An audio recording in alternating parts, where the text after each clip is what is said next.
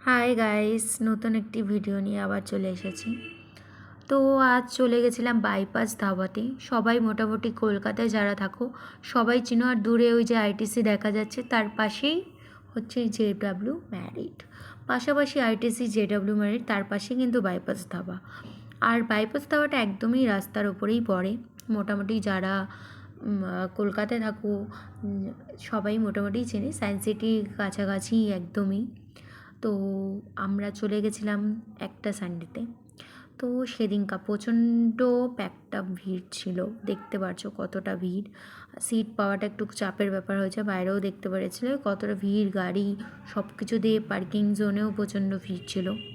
যাই হোক, আমরা এবার খাবার নিয়েছিলাম মিক্সড ফ্রাইড রাইস, যেটা আমার সবচেয়ে ফেভারিট। আমি বেশিরভাগ এই খাবারটাই সব জায়গায় যায় ট্রাই করতে চাই, আর আমার এত ভালো লাগে তার বলার বাইরে। আর সাথে আমি নিয়েছিলাম চিকেন কষা। আর আমার অপোজিটে মানুষটার কিন্তু একদম ভালো লাগে না চিকেন, সে কিন্তু চিকেন একদম ভালোবাসে না, কিন্তু সে নিয়েছিল মাটন। এই দেখো মাটন, আমি যেহেতু মাটন খাই না তাই মাটনটা আমি নিতে চাই না। তো যাই হোক, তার সাথে আমি অল্প অল্প খেয়ে নিয়েছি। তারপর নিয়ে নিলাম হচ্ছে ফিরনি। ফিরনি আমার খুব ফেভারিট একটা আইটেম, আমার খুব ভালো লাগে খেতে।